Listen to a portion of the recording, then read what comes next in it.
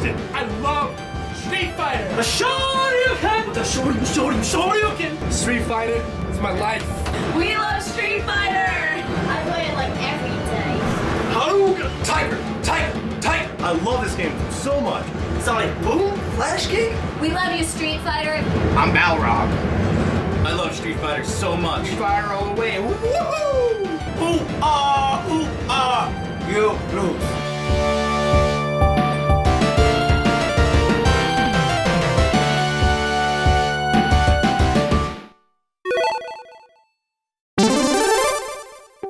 今からで言うともう本当に6年7年前まで遡らないといけないんですけども、その時にはもうブームを復活させるっていう形の気持ちよりかはやはり一代一世紀のこうストリートファイターのですね認知度を広めたストリートファイター2の人たちにもう一度戻ってもらってファイティングゲームをプレイしてもらいたいっていう気持ちの方が先だったので、まさかここまでこの世界中的にブームっていうかすごくポピュラーに変わってくるっていうところまでは予想もしてませんでしたし、望んでもいなかったっていうのが正直なところです。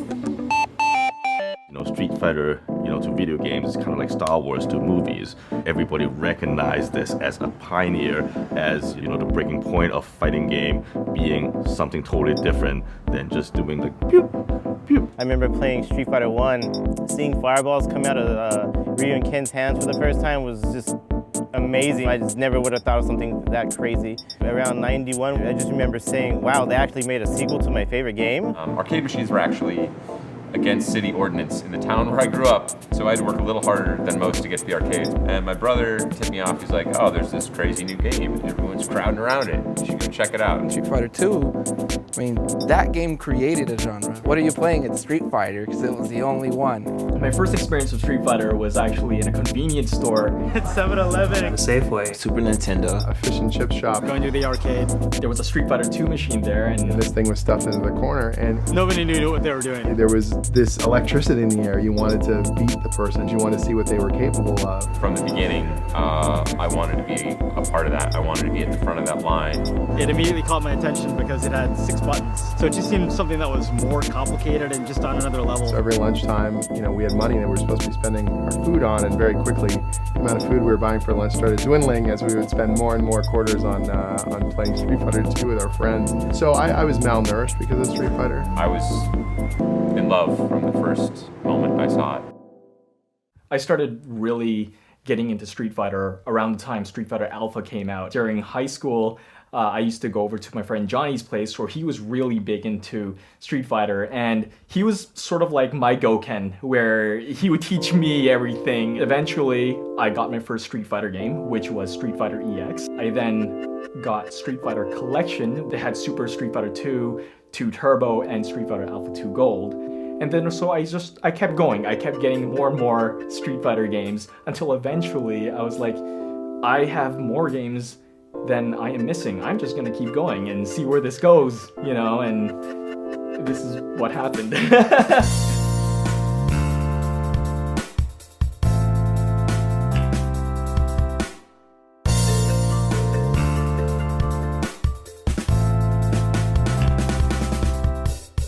Many times when people see my collection, they would ask me, hey, why are these Mega Man games there? Why is this and that there when they're not Street Fighter games? I try to collect as many games that have Street Fighter character cameos, Street Fighter special moves in them. They have to be something actually visual. Everything from music and art and characters, this all is why Street Fighter is where it is today.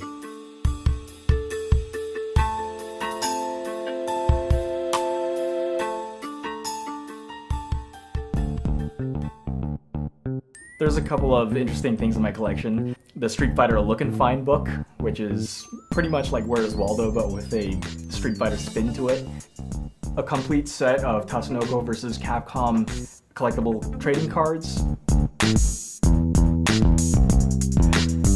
The Street Fighter watch. Street Fighter Valentine's Day cards. A really old school Street Fighter 2 card game.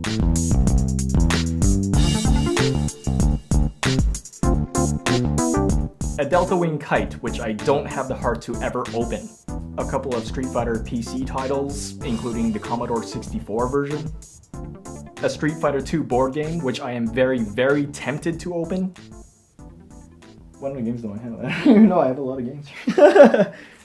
My favorite game in my collection is Card Fighters Clash for Neo Geo Pocket. The whole point of the game is to collect Street Fighter and SNK cards and be the biggest collector. So that's, you know, right down my alley.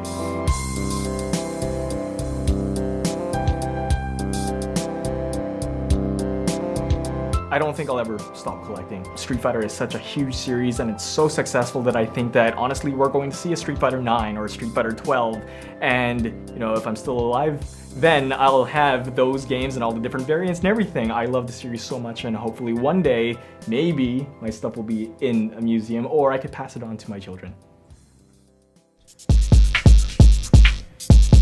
Hey Charles, you got a combat cut? Kind of break it down like this.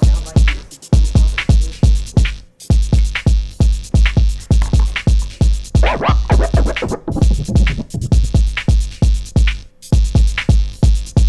ready to go. I can break it down. I can break it down like whatever you want. Break it down.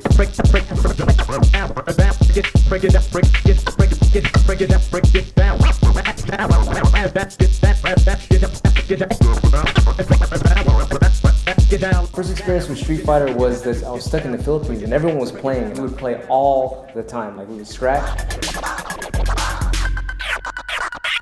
play Street Fighter, scratch, play Street Fighter. And so I got pretty good at Ken. And so I just stuck with him. I figured like it's kind of with scratching. If I just stick with one turntable my whole life, I'll get really good instead of like halving my time with two turntables. Yeah, it's totally in me. It's like faking and the reflexes. My favorite one was the one where you put in the code and then it was just like turbo, like 10 stars. Your spirit is vibrating at such a high rate. And your brain is working at a different dimension.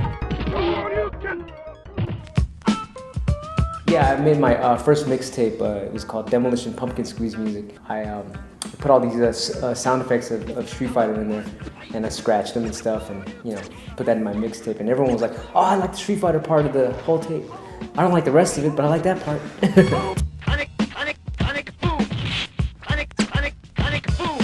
In the video game, there's this area, like the options, you can hear all the sound effects, and I just take them, put it in my little sample, and throw them into the music.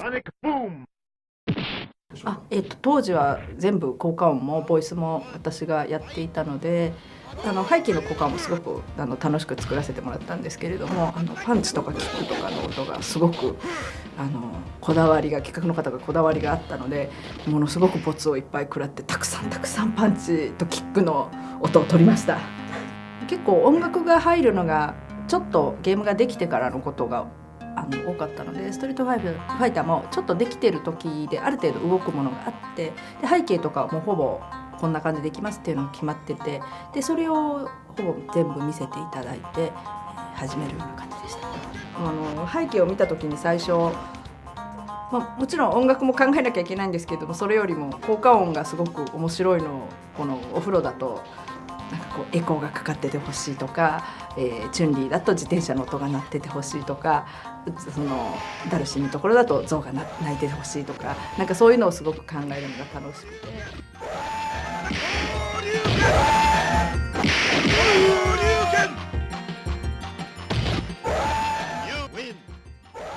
What's the story of Street Fighter, Eric? It's basically the story about Ryu. Chun-Li.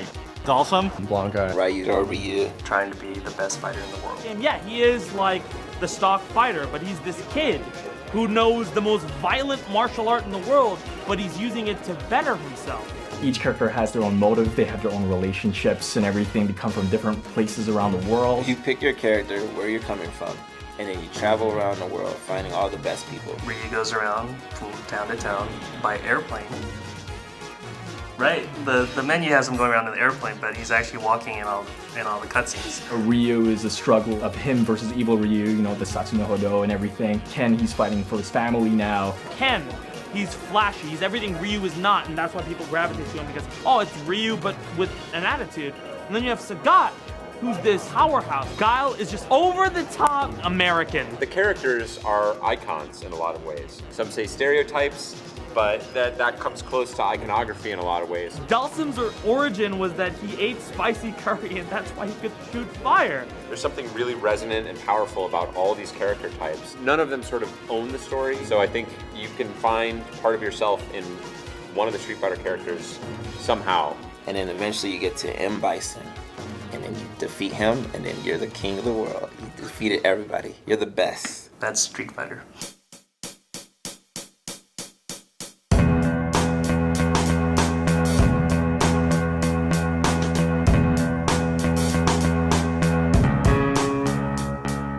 We started Udon about 11 years ago. Everybody in the studio is like big Street Fighter fans. The dream project is to do a Street Fighter book. In the original games, there's so little backstory to glean from. We look at all the endings and we try to figure out how we can actually, group it together.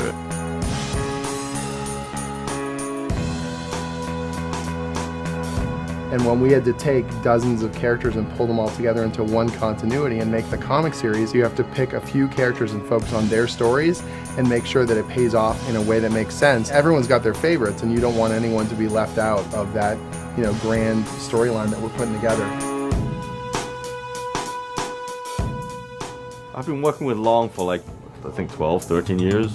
We've become really close friends, and his take on characters, I always feel that there's this great energy to it.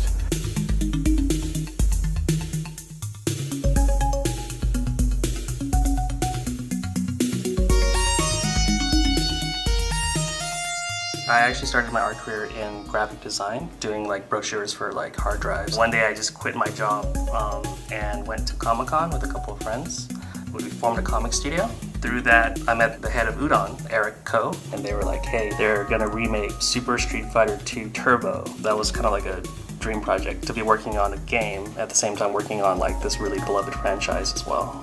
We started by just up-resing the original sprites and then trying to draw directly over them. I think the toughest part, is to actually making sure that the character with the added detail looks cool, as well as falls into the frame, the silhouette of the character, of the sprite. We have to conform to that shape in order for the hit zone to work.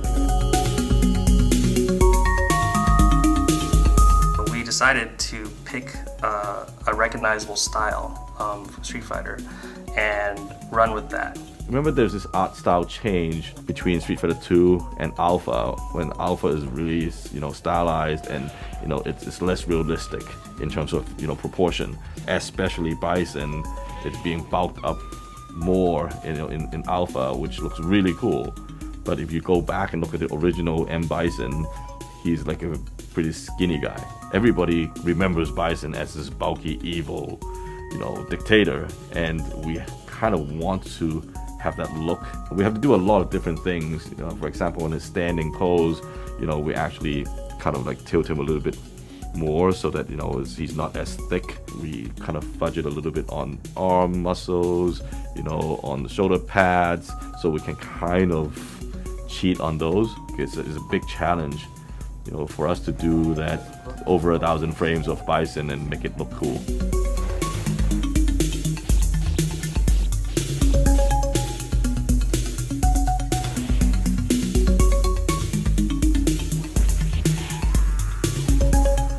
I had to animate the characters when it does the 10-0 countdown, when they're all beat up and bloody and bruised faced. There's nothing better than sitting there spending days at a time trying to make it look like a character is going to dry heave as they're tilting back and forth, doing the You get paid to do this. That's a pretty good job, I think. Yeah. 0. Cosplay is when you dress up as an existing character. I cosplay Ryu, Evil Ryu, Guy, and maybe more characters in the future. I try to be as loyal to the character as possible. When I made my costume, I didn't cut the sleeves off the shoulders. I would actually tear them and wear red gloves and a red bandana. I even touch on my eyebrows so that, they have the points at the end, because that's what people recognize. And after that, I would roll around in dirt because that's how the character would have been. his costume's dirty. If I am Ryu, I'll walk around a convention not smiling as much unless I have like a Ken or a Sakura walking around with me. In the end, everyone has their own reasons for cosplaying, and it's all about expressing yourself, showing your love for the character, and having fun.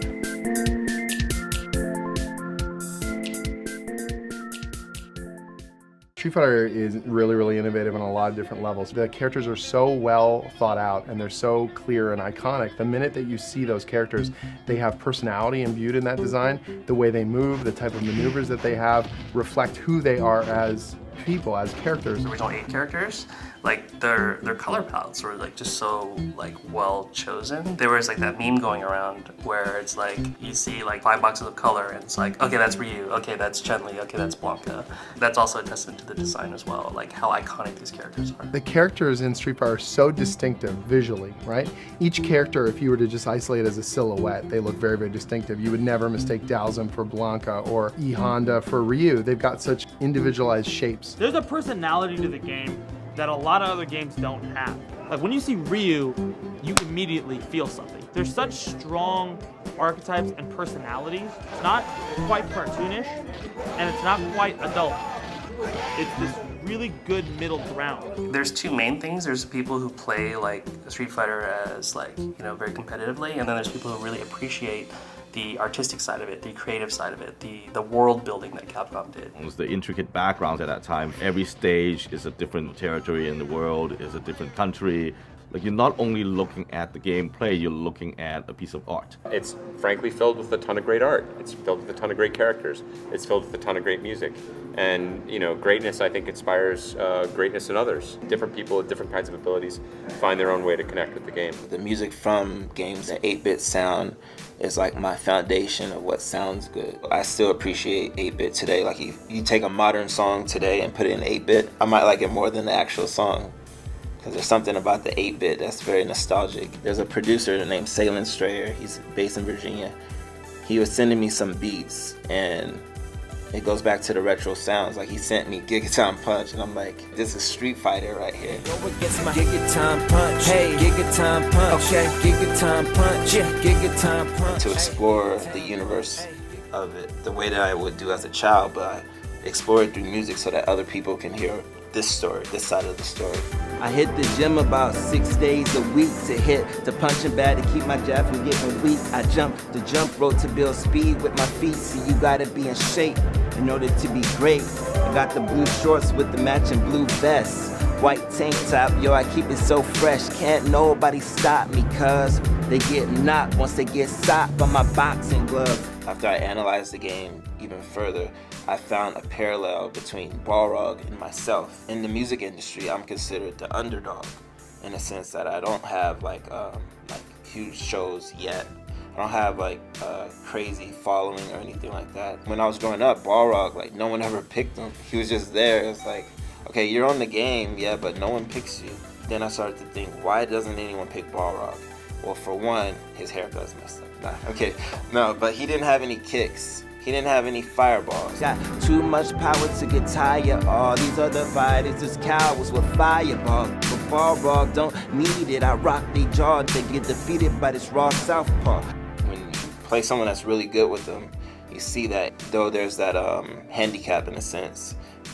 When they know what they're doing, that same person that's considered weak is actually one of the most powerful characters in the game. So I could relate to that. To distance myself from video games would be to distance myself from myself, which would make me a liar. I wouldn't be staying true to who I am as a person. It still inspires me to this day. I'll never like abandon that, never.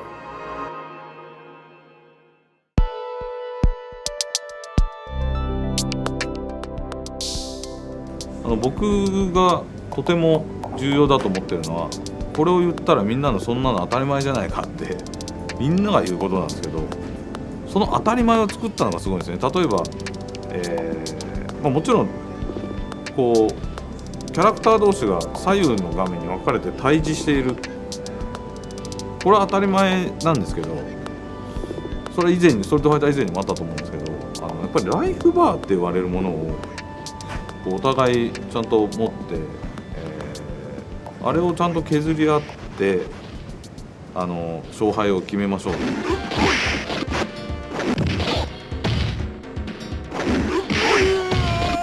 格闘ゲームのすごいところというか特別なところはやっぱり、試合時間が割と短い。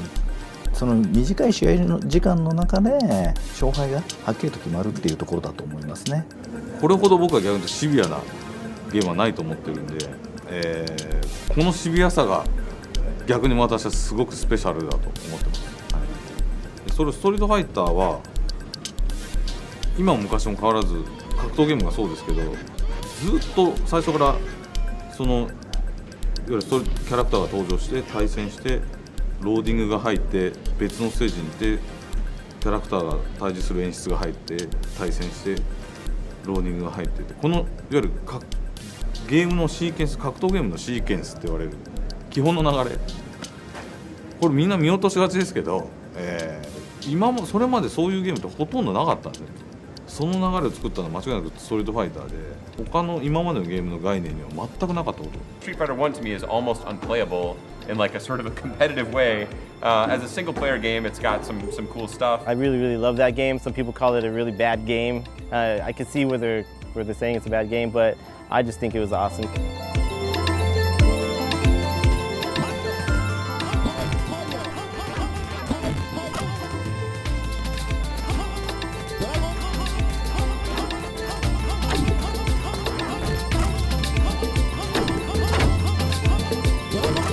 One of the core geniuses of Street Fighter is the fireball as an innovation. Not only is it a great move that finds its way as a motion into a lot of other games, but the idea of a fireball in the abstract is a way of expanding fighting games beyond just punching and kicking. Now we can do combat meaningfully across the screen. External vectors of attack, something outside of your own body that's happening that helps control space on the screen and forces a certain kind of activity from your opponent. やっぱジャンプして飛び道具をこう避けて、で、逆に言うとそのジャンプに対しての対空技があって、でそのジャンプでとにかく何とか飛び込むっていうところを起点にする戦略っていう、いろいろ格闘ゲームとしての根本的なシステムの発明っていうのは多分もう一つ大きい、重要な要素だと思うんですけど、すごくよくできたじゃんけんぽん、スリリングなっていう感じ。In the early days of Street Fighter 2, before there was the internet, the only way to learn things was to go to a neighboring arcade and then just see what people were doing there. Things would just happen out of the blue, like, Ryu would throw a dragon punch. The game stopped, both players stopped playing and say, how did you do that? And then there would be like legends about this one guy who could do the spinning pile driver like when he wanted to. Like for everyone else, it was just like, nah, I'm gonna mash things and then hopefully spinning pile driver will come out. And this guy could just do it. Like he could just choose now, spinning pile driver, and it would come out. 僕は最初竜を使ったと覚えてます。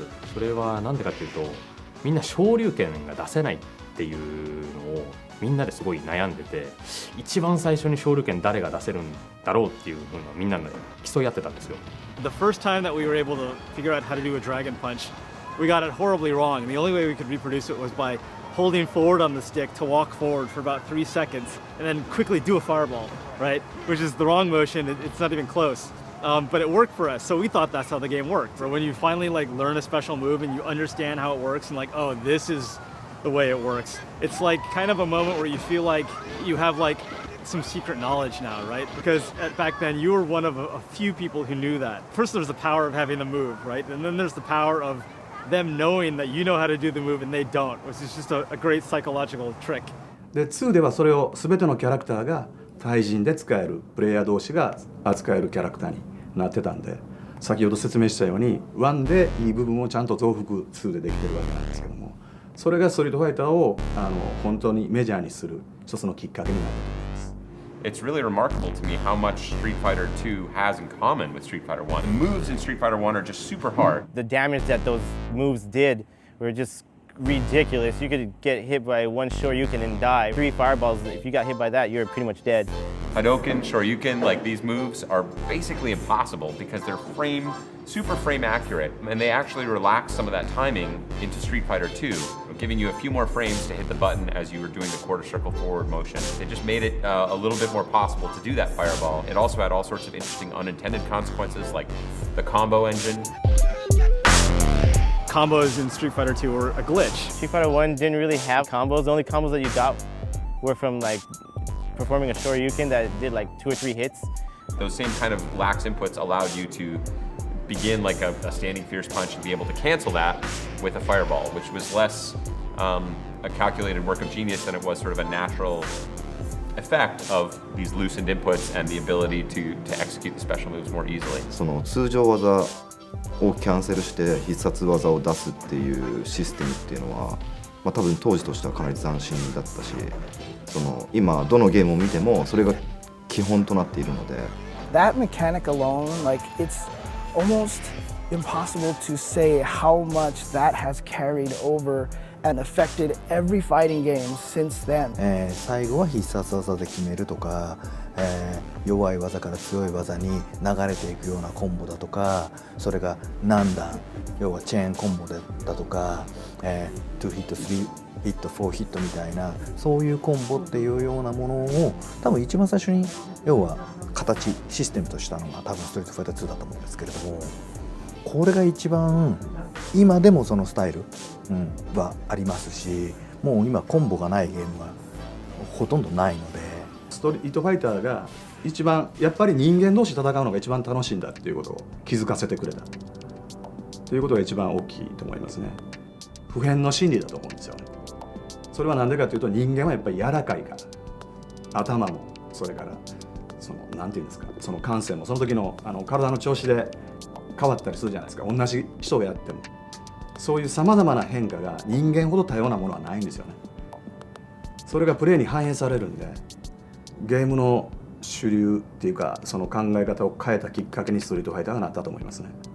大体日本のデベロッパーのどこもワンタイトルは確実に格闘ゲームを作ってるってぐらいの状況が出来上がった。これ間違いなくストリートファイターから始まった現象なんです。ストリートファイターは僕バーチャファイターっていうゲームを作ろうとして、その時セガっていう会社に勤めてまして、でセガでやっぱりファイティングゲームのヒットがあんまりそこまでなくて、それでファイティングゲームにやっぱりこう力を入れていきたいということがあって、特に意識したことないんですけど、バーチャファイター1の時本当に1のアキラの顔を見て、リュウと似てますかね、なんかすごいこんな顔してそれで格闘ゲームで一番ヒットしてるもの、素晴らしいものなんだろうっていうことを調べてたら、まずじゃあストリートファイター2だろうっていうことで。To play it was a real investment. So there was a literal investment of money, but then also in going to the arcades, there was a time investment. Like, I traveled to be here, and I came to play this game. And the fact that I know how to throw fireballs and can do combos and things like that shows a legacy of hours, hundreds of hours, thousands of hours of investment in this game. So when I lost, I can't just shrug it off and be like, oh, whatever. Like, it's not whatever. You spent thousands of hours practicing this game. その人に対決したら挑みたい、もしくは、その人からとプレーすることで学びたいって人は、100円を持って、コインを持って並んで、そのコインが積まれていくんですよ。次僕の順番になってる。コインが積まれていったり横に並べていかれたりとか。Even the simple act of someone going up to the game and putting their quarter, in the window, like I got next. You see someone do that and then you look at them, you're like, okay, it's the next competitor. I don't know, there's something about that in itself that's just so great. I remember there was the top dog in the arcade. He was sort of this villainous character who wouldn't talk to anybody and would sort of snicker and like make little noises under his breath when you'd pick your character or anything like that. The first time, I didn't just beat that guy, but I beat him and I knew I had his number. I was like, oh, I know what you're gonna do. I know all of your next moves. And I beat him, and I beat him again, and I beat him so many times that he had to go back to the change machine, and that was it. And I knew, like, I got that guy. I know what it is to crush somebody. I know what it is to have figured somebody out. And somebody who formerly was a guy I struggled to get even one win against or to beat at all is now no longer capable of touching me. Like, I have moved to another level where he is no longer able to beat me. ゲームセンターの現場が熱い時代でしたね。大体やっぱりハメというか同じような技でずっとしつこく投げてくるとかそういうことがあるとみんな台を蹴ってましたね。筐体をドーンって蹴る。だから当時はゲームセンター意外とその筐体をドーンって蹴るっていうのが結構響いていて、あとストリートファイターも僕もやってますけどよくこう灰皿がとか直接的な喧嘩はそんなにないんですけど日本人の場合は結構こう物を投げ合ったりそのキャビネットを挟んで蹴り合うか物を投げ合うっていう。The arcade, it was nobody's house. Anybody could come in there. It was every race. It was poor kids. It was rich kids. It was kids that were in gangs. It was kids that were in the military. It was kids that were in computer science programs at school. All these people from different walks of life finding ways to get those kinds of aspects of their personality into the game made the whole ecosystem just incredibly rich and incredibly thrilling to me. So not only was I getting to play great matches against people who had thought of the game in a totally different way than I had ever thought of it, I also got to hang out with them as friends and learn about different people's ideas about life and the way they thought about the world. And they're just awesome people. So that's really what bonded me to the scene. It was an amazing game, but it was amazing people all around the game. Justin, nerves of steel, man. I don't know how you hold it down like that. That was incredible. Justin Wong, I think I've known since he was 13 years old or something like that, which is almost creepy. Well, that was like my first fighting game I ever played in like the beginning of my life. And at the time I was playing with my elementary school friends and you know, we were just playing and it was like, okay, this is pretty fun because you're playing with another person. I was never really good at the fighting games. I just know how to like just cheese people out. Pick like Bison and just like hold back and do side pressure from screen to screen to screen away. So I didn't know what I was doing at all. I was just like, okay, this looks really cheap and overpowered. You know, I just started going secretly without telling my family, you know, okay, after school, after 3 o'clock, I get off school. Yeah, I'm going to the after school program and stuff like that. But really, I'm going to an arcade to spend like 50 cents a day. He was sort of one of these phenomenon kids. Somebody that really grew up in the fighting game scene and was born into it. I had to be home at like 6 p.m. One day, my parents, like on a Friday, my parents are like, oh yeah, you know, we're gonna have a banquet in Chinatown, so they're gonna have like a dinner there. So I'm like, okay, so I'm gonna go hang out with my friends. So I eventually stay out there. When it was like 7 o'clock, a lot of the adults that gets off work came to play, and then they were really amazing good. They just beat the crap out of me. And then the token guy was like, those are like real tournament players and they actually play in tournaments and they're considered the best in the United States. And I'm like, that exists? I never knew they can take video games seriously in like sports.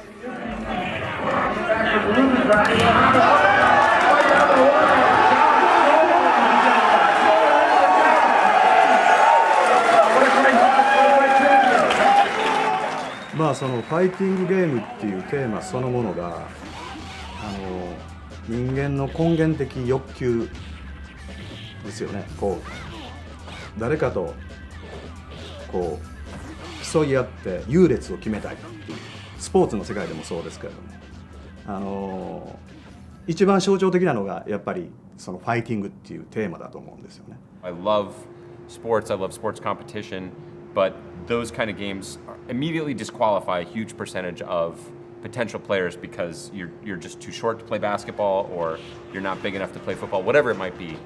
So Street Fighter opens the door to a lot more people. It capitalizes on sort of the best elements of chess in terms of strategy and thinking and creating these situations and creating these combinations, not just in terms of a literal combo, but setting your opponent up, trying to put them in a position where you can grind them down and take advantage of a positional situation, but also of games like poker, which is really all about reading the mind of your opponent at its top level. So poker has all this variance and these elements of luck, and it's only by playing 1,000 games of poker that you can really tell necessarily who's the better poker player.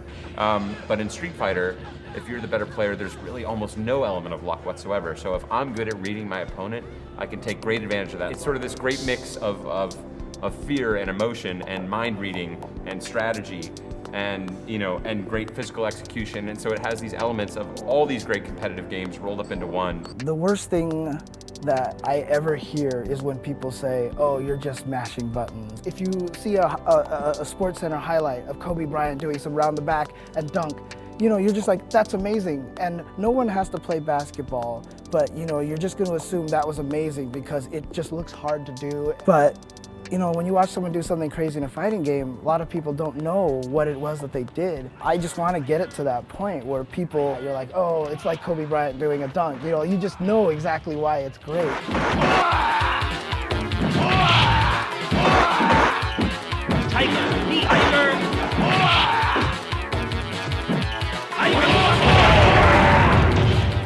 And I spent another whole summer just like coming in the morning at 10 a.m. and like leaving at 5 p.m. And then one Saturday, there was just like a ton of people. I'm like, why are there so many people here at 10 a.m.? No one's here at 10 a.m. And they're like, oh, we're going to a tournament in New Jersey. And I was like, oh, that's cool. And they're like, do you want to come? And I was like, I don't know. I'm not too sure. I went anyway because I'm thinking, oh, tournaments, they shouldn't last that long, right? I spent the whole day there and the whole night. And then my parents are calling me like, where are you? What are you doing? And I was like, oh, I'm gonna stay at my friend's house. And they're like, no, we want you to come back home. And I'm like, oh, I can't because I'm in New Jersey. And then they're like, oh, you're gonna be so much in trouble when you get back home. I was like, oh man, I better make it count.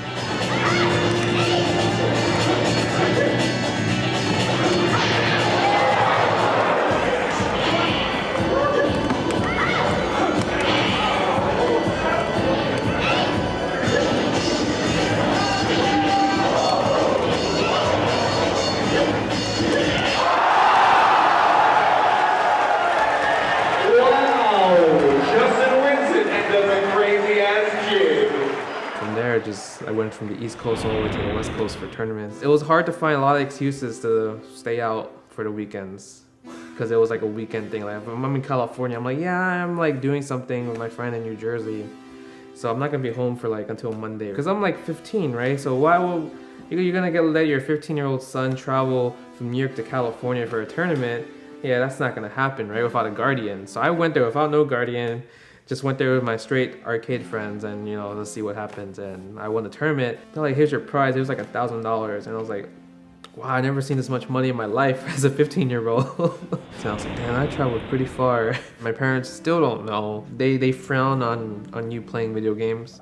Don't play video games. Don't even go outside. Just study, go to college. That's it, right? By the time I got to college, the internet had sort of picked up a little bit of steam. I found people around the world who had the same bad attitude that I did. They were like, oh, I'm the best. And you're like, shut up, I'm the best. And you hear rumblings about these players in California who are really good. There's these players in Japan who are really amazing. So the idea of like traveling somewhere to meet somebody on the internet was super bizarre at that time because there were no pictures, you didn't know who they were, you didn't know their real names, you didn't know anything about anybody.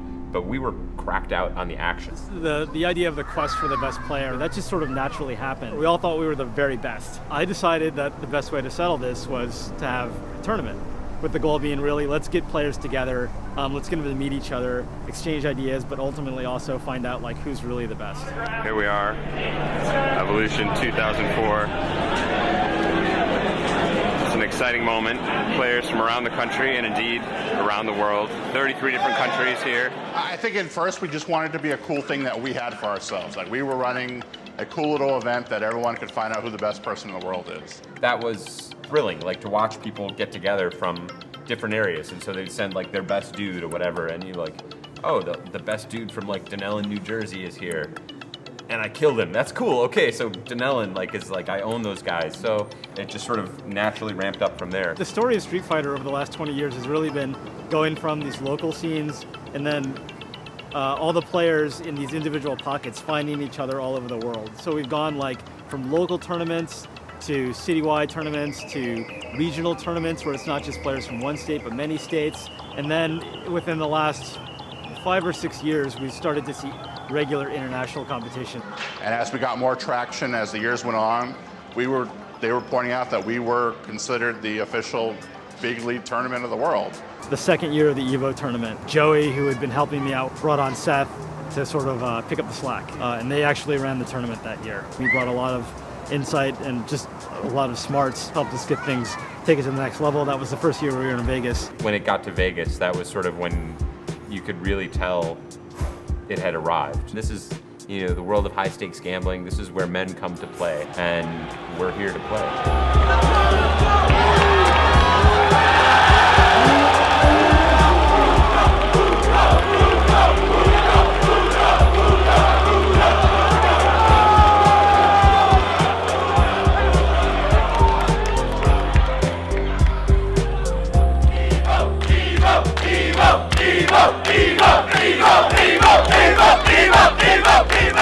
When people scream at EVO and get hype and get crazy, it's because we are all looking at something significant to us.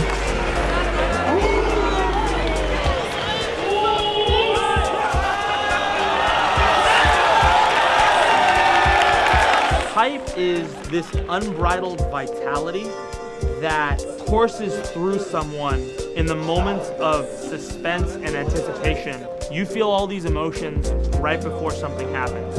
That's hype. It's that burst of energy from that connection.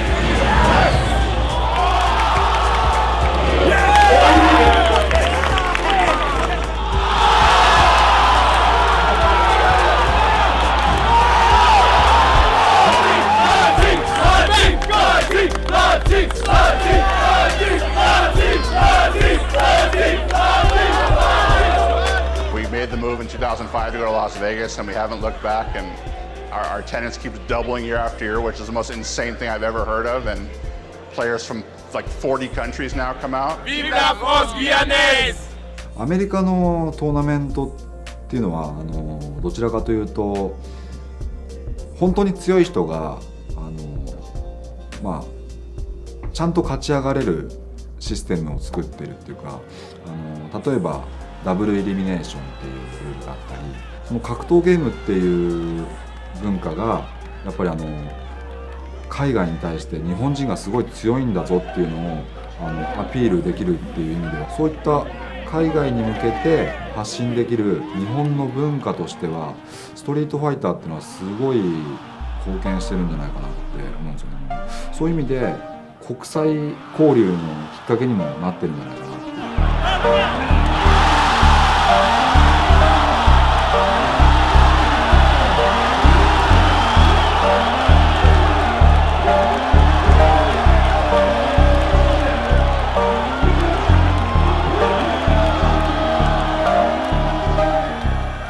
I went to EVO like twice, and I want to go again. I love that. Even if I'm not playing, just to see it.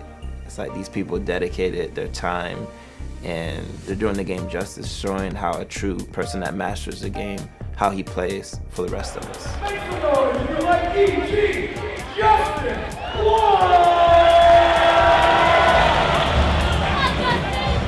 You just need to like focus on becoming the best, knowing what your flaws are, like watch your old videos on why you lose and take out your bad habits so people can't read you as easily. It takes a lot of dedication and motivation, and like if you really want it that bad, you can achieve it.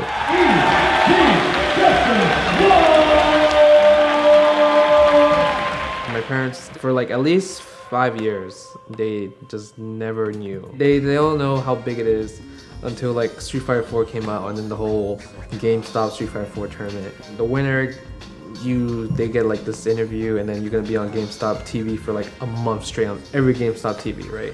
Why would my parents ever go to GameStop? They would never go to GameStop. But my cousins will, right?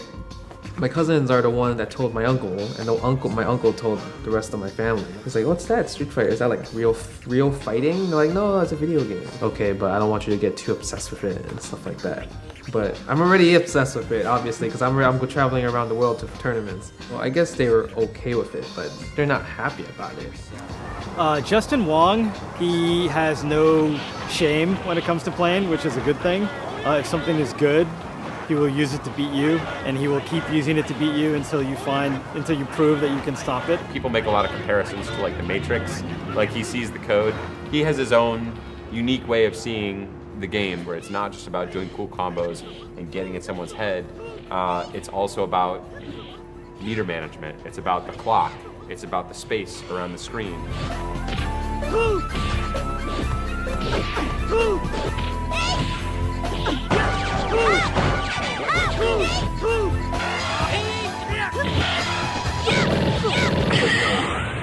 And thinking in these kinds of terms and growing up with the game like he did has made him sort of this sort of legendary genius who can travel across all games sort of freely. He's just an all-around fantastic player. My style is more of like it used to be very lame and boring, I'm not gonna lie. It's very defensive, the most boring thing you ever see, like I could put you to sleep type of thing. So I decided I want to take like a more offensive route to like please the crowd, if anything, right? And that's why I kind of end up with Rufus, because he's very rushdown oriented and he just likes to just maul people. People don't like to see defense. They like to see all offense. They like to see people get blown up. They like to see people just get like destroyed.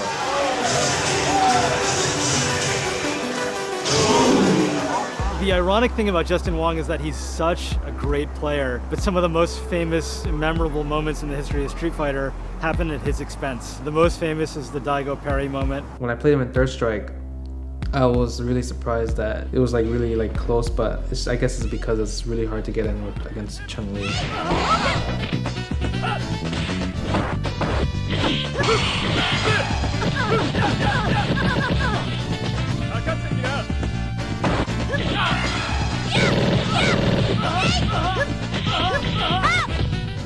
Daigo is known to have said that you don't play to your opponent's weakness, you play to your strength and let him worry about your strengths. He's not a physically intimidating character, but when you watch him on screen, there's just this immense toughness. He doesn't get shaken.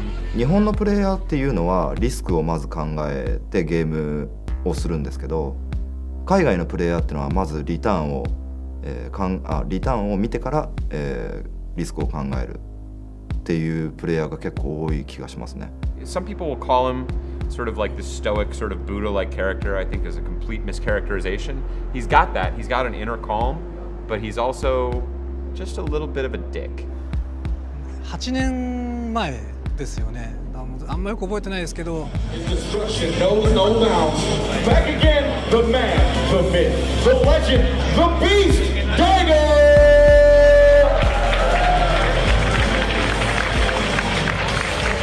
Rare footage of Daigo actually angry.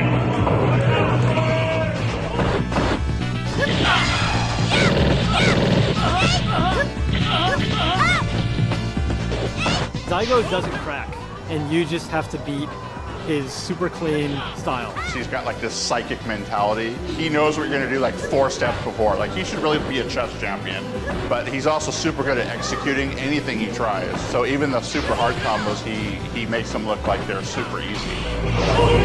Justin's turtle style overcome Rao. Now on the verge of putting Daigo down 1-0. I had him with no life, and I was like, okay, I'm gonna just do a super, and he'll be dead. ただもう狙うしかないなって、そのブロッキングを狙うしかもう勝ち目がないなっていうのをそれで覚悟を決めてたっていうのは覚えてるんですけど。And I totally didn't think about the whole parrying aspect at all.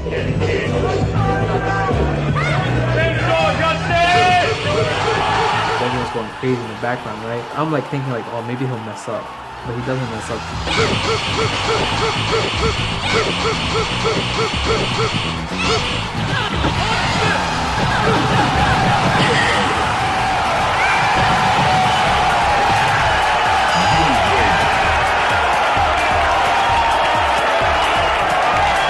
Unbelievable.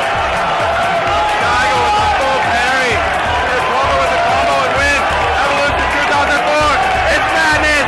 It's unadulterated madness. うまくいってそれで勝ててあともう特に自分ではやったとかそういう興奮したっていう感情はなかったんですけど周りがすごい大騒ぎしてたんで、それにびっくりしたっていうのはよく覚えてます。Everyone was like, I didn't know that was possible. Like no one knew that was possible. I didn't know that was possible.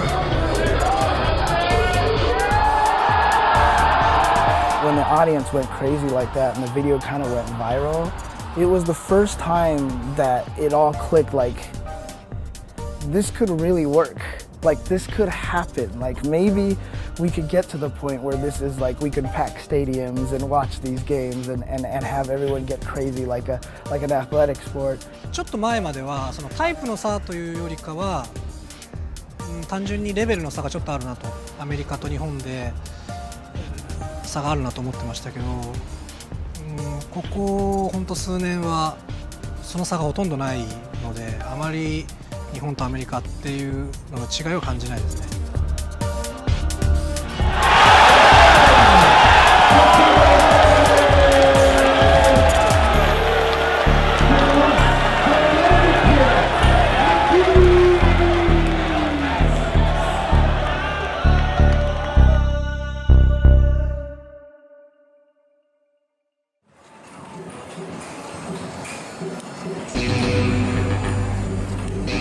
I love arcades. I grew up on arcades. That was like a second home to me.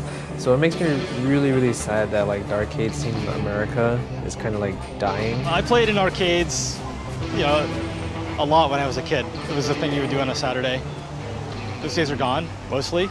Arcades have more or less vanished, but thankfully they haven't completely vanished. There are a few arcades still left in the country, and they're healthy. And I think they're healthy now because they're rare. There is something special and unique about arcades. It would be a shame if they went away entirely.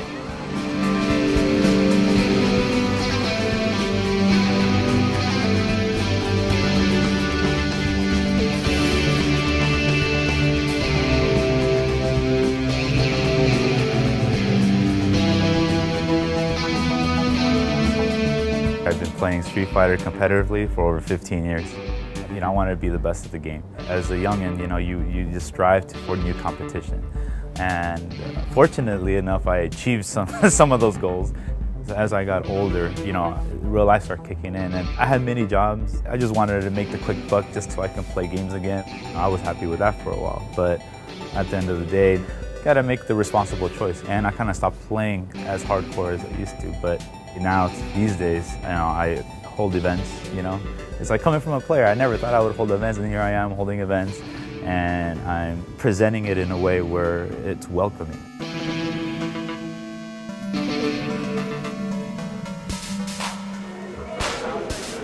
Getting everybody together consistently is key. We get people to be active, to come out instead of just staying at home. Staying at home is really good to support the game, to support the community. That's another challenge.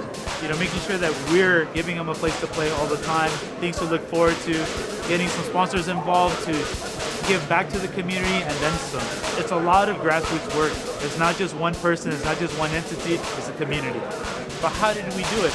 It's a lot more internet interactivity, with Twitter, Facebook, a structured tournament with ranking battle systems. We got the streams, of course, to give the exposure for all these great players, these hidden talents that now get to show what they're capable of.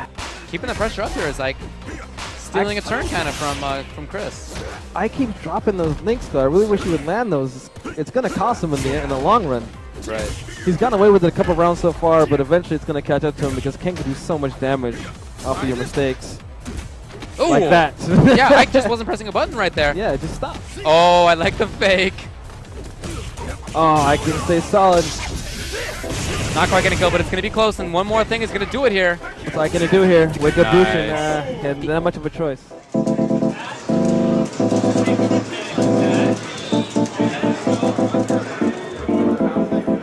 Tonight is our bread and butter night for Wednesday Night Fights. We're featuring Street Fighter 4 Arcade Edition 2012 and Street Fighter Cross Tekken. We're going to have Filipino bus driver versus Black Scale. Filipino bus driver versus Black Scale on station number 2. Please clear the stations, guys. After everything is set up, Stream Station is set up, and of course the pull stations, I'm the tournament organizer as well as the bracket runner. So I go on my laptop and I seed the current standings of the players, And as soon as it's time, which it almost is, I'm out there and calling out the names, getting the brackets undergo, posting on Twitter and Facebook, getting the matches on the stream, making sure we're up to speed on where we are in the tournament because we have a lot of viewers watching. Goes with the raw tag. Monster doesn't get a full punish there. Wow, gets thrown. Position change. He read that, he didn't push the button. But he couldn't couldn't tag. Mike Ross taking the first round again, closing it out. 1 round away now from eliminating Jonathan Bird. I gotta see where we're at in the bracket, sir, so excuse me. All right. Like everything that I've learned from this scene came from an arcade. Anytime that you can support an arcade, I will always support an arcade. Like consoles are very more convenient, but I will always play an arcade if I had a choice. Even though our events are in console, we have a lot of other games people can play while they wait. And people, when they lose, we're sitting right next to them, right? You know, they have to feel that. They have to feel that they lost in front of other people to get better. The spirit of the arcade is there. Everybody says the fighting game community is a community. It is a culture. The people in an arcade are your family, your best friends, and your worst enemy. It's there to drive you to get better. You have to build that, you know? Watch Ken's meter build up. That's actually probably just as important as watching Ken's life meter drain. Wow, you know what? I respect the attempt for the reset, but Richard had enough meter to just FADC out. Although now I think about it, he did it strong, so I guess he wasn't even looking for it. Lots of frame trap attempts, and then he gets the throw in there. Oh, nice! Oh, the overhead closes it for Richard. Two overheads in a row. All we want to do is spread the word for other communities to have some structure. I know at one point, everybody had an arcade or a convenience store with a Street Fighter, and that's nearly extinct these days. It's really hard to find a Street Fighter that is at a public location. 家と家が遠いとか、あとはそのゲームセンターがないということで、その人と対戦をしたい、ゲームをプレイしたいという時に事前に日時を決めたりとか、あと友達同士で連絡取ったりしないと思うように対戦ができないと思うんですよね、アメリカは。それに対して日本はゲームセンターに行けば対戦相手がいますし、家でもその家庭用のオンライン対戦が充実してるんで、そこら辺その日本は気軽に対戦できるけど、アメリカはあらかじめ遊ぶ日を決めとかなきゃいけないっていう違いはかなり大きいなと思います。I was started as a player because I wanted to be the best, and I want to do the things for me, and I'm sure a lot of top players today have felt the same at one time, but I've matured, and I think there's a lot more to the scene than just yourself.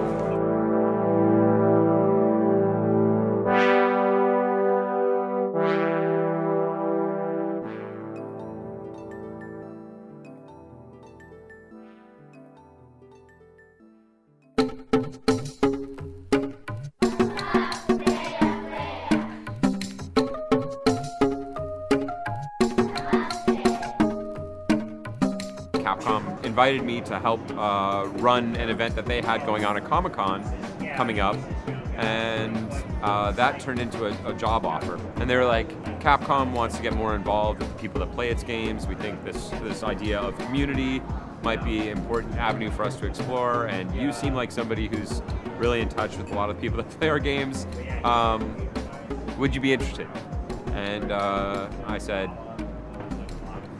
no.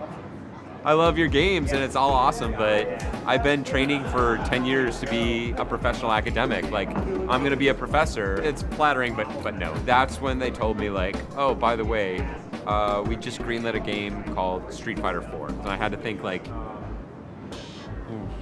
Street Fighter 4. And then they showed me, like, early wireframes, and I was like, wow, that looks really terrible. But it was this opportunity, really, like, the idea that I could be a part of bringing Street Fighter back, and they said, we think you could play a big part in this. And if I turned it down, it was something I would have thought about maybe every single day for the rest of my life, and I didn't want to live that life. And if there's going to be a chance to bring this back and to have it be a force again like it was, I have to be a part of that.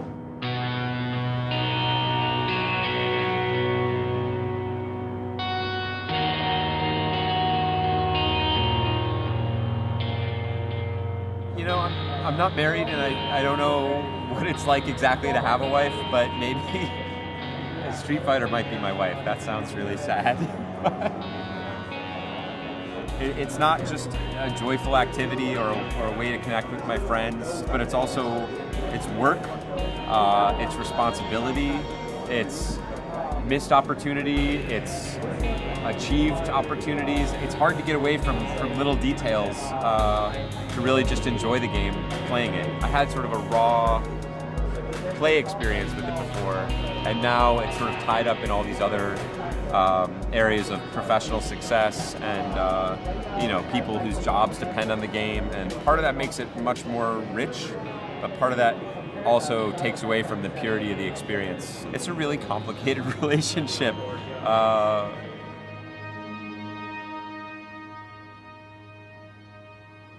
So my relationship with the community definitely shifted when I moved to Capcom. I felt an extreme sense of responsibility to try and do the best I could. The people that had been waiting, like me, for a decade for a new Street Fighter were some of my closest friends in the world, and I really wanted to not disappoint them. Seth has brought a real inside perspective about the competitive side of Street Fighter to Capcom, which has been fantastic. Like, he organized the fight clubs where Capcom would basically rent out a space and just bring upcoming titles that aren't released yet for the players to play and get their feedback on. I think community is not just sort of a separate department or some little box in an organization or something like that. Those are your customers. Those are the people who support you. Those are also the people that make this game really sing. It's the multiplayer. Having those people have a voice at the table in all of our discussions, I feel like is just absolutely the right decision. So I was brought on working on the community side, but also the head of our office, a guy named Mark Beaumont, who has now since passed on, put a lot of faith in me. He put me on reviewing the milestones for the game. So the development team would work on the milestones, and I would review them for the US office. At the time, I didn't really understand the gravity of the situation. And there's like, hey, there's this guy from America who's working on one of our core Japanese games. As a Westerner coming to work on what's obviously an icon of Japanese game design, it's a challenge in a lot of ways. There's language barriers, there's cultural barriers, there's you're just somebody new barriers that you'd get anywhere else. All credit to the team. After the initial shock period of like, wait, who is this guy? Like, wait, why? I think they came to understand my own experience and background with Street Fighter is the kind of thing you can't fake. It's not a degree, it's not like a signed piece of paper from some institution. It's years in the trenches. It's tens of thousands of hours spent playing, spent analyzing, spent breaking down every aspect of this game. And so that's the kind of thing that sort of transcends cultural barriers. I feel like the team is pretty smart, and I think all of the things that I complained about, hopefully someday somebody would have, during the course of development, come to the same conclusion on their own, and the fact that I was able to convince them of the things I was able to convince them of suggests that in many ways we're on the same page. We had some heated back and forth about focus attacks and how those could work, but in the long run it was probably really the commitment to 2D collision as far as creating that sort of crisp Street Fighter-y feel. That was probably the most important thing that I was an early advocate about, which is kind of nerdy, but the models moving in 3D looked really cool, but the collision made it feel, to me, more like a Tekken game and less like a Street Fighter game. We did let people play some of those early builds that did have the 3D collision. They couldn't necessarily put their finger on what it was they didn't quite like, but it was like, something doesn't feel right. You know, it was sort of an intangible to them, and I was pretty sure I knew what that intangible was. A 3D collision is a natural fit for 3D models, and I'm not sure it was a bad game, but to me it wasn't a Street Fighter game.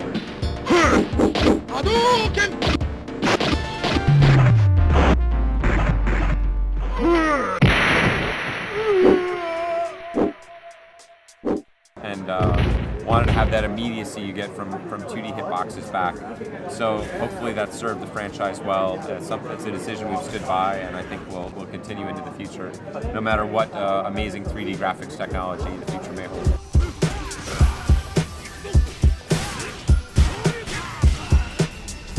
There's no question that Seth has helped reinvigorate Street Fighter. I've seen how the Capcom games have really blossomed, and a large part of that is due to not just Seth's knowledge, deep knowledge about what makes a competitive game fun, but also the outreach he's done with the players. The designers at Capcom are brilliant and they make fantastic games, but they're only so many people. And through Seth's efforts, like thousands of more people have played these games in advance and given the team valuable feedback. And that's something that just did not happen in the old days. At the end of the Street Fighter 4 project, the team ended up giving me the credit of special advisor, sort of in recognition that the role had encompassed a lot of different aspects that frankly didn't really have a precedent at the company. The real mission to me was to make the world understand what I know. Fighting games overall, but Street Fighter in particular, is just made of this raw kind of magic. Like there's something so genius at the core of this game,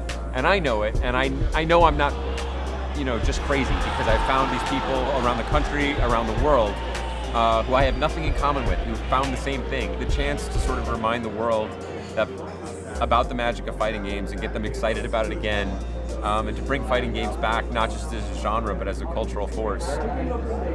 It's really been more than I ever could have asked. でましてや一つのプロジェクトを25年間もこう続けるということは非常に大変なことじゃないですか。それは我々じゃなくって、ストリートファイターの1を作った我々じゃなくって、カプコンのスタッフが代々それを継承して、ちゃんとこうメジャーなタイトルにして25年も引っ張ってきたっていうことに対してすごく僕は敬意を表します。もちろんもうここまで、盛り上げていただいたファンの皆さんであったりとか、もうこのビデオを見てる皆さんもそうなんですけども、僕たちとしてはやはりこのストリートファイターっていうもの、そしてファイティングゲームじゃなくてファイティングツールっていうものをですね、よりもっと多くの人に定着させていきたいので、一番大きいことはさらにもう一つナンバリングをですね、早く上げて新しいストリートファイターの世界をですね、皆さんに見せてあげたいっていうのは非常に思っています。でそれをぜひ新しい、そのスタッフ、そして新しいファンの皆さんとですね、盛り上げていきたいなとは思っています。で個人的に言うとストリートファイターがなかったら僕はこの業界にさえ多分いなくて、それぐらい個人的には僕の人生にも影響を与えているというところは言えると思いますけど。ゲームの歴史ってまだ浅いですけど、ゲームの歴史の中でやっぱり僕は最も印象深いのはストリートファイター2なんですけども、ストリートファイターがなければ違う感じのゲームになってたんじゃないですかね、バーチャファイターは。Street Fighter is almost kind of like this weird universal language, and I feel like it's kind of united a lot of people around the world. We have scenes in Singapore, we have scenes in, in China and in Japan and Europe, and Kuwait has this amazing fighting game scene. I wonder if there was no Street Fighter, would we have a game that's like that? ストリートファイターがなかったとしたら、多分僕はそのゲームに関わってるっていうこと自体がもうなかったんじゃないかなと思いますね。Street Fighter is probably the sole reason why fighting games even exist to this day. I can't even imagine any fighting games without Street Fighter. First of all, I don't think the games would be that great. Okay, Street Fighter is the top dog. I honestly don't know what the world would look like without Street Fighter. I mean, this entire room wouldn't even be here if it weren't for Street Fighter, but it's played such a big part of my life. I've met a lot of friends because of this game. And a couple of years ago, I was telling one of my best friends that I would really, really like to find an awesome Sakura cosplayer to take photos with. And so I went to this convention, and that's where I met the love of my life.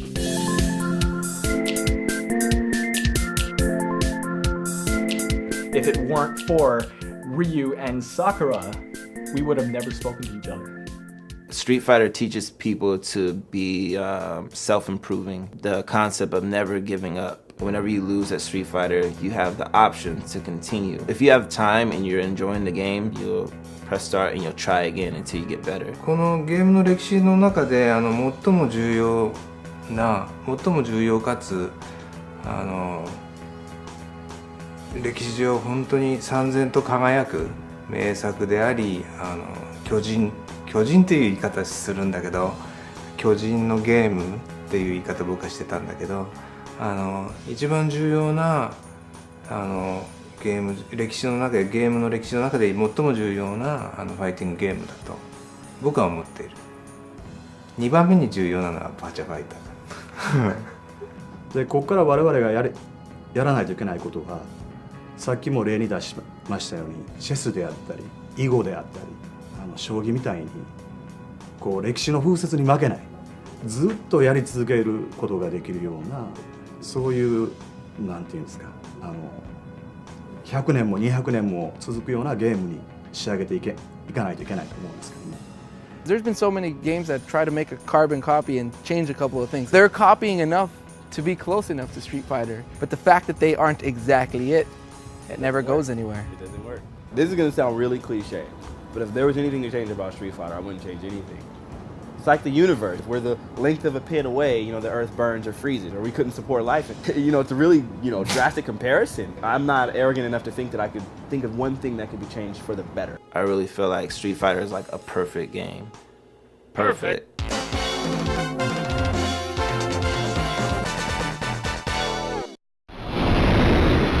Street Fighter's turning terrorist? That's ridiculous. There's no way he can ever become a criminal. Ken is not a terrorist. I'll let Ryu and Ken fulfill their destinies by staging the fight they've been longing for. Ryu, I'm getting tired of waiting.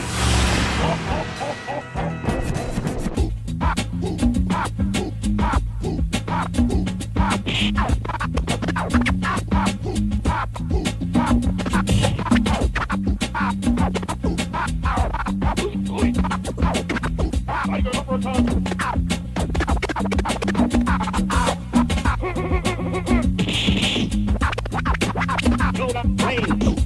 Build up fire. Sonic boom. Shoryuken.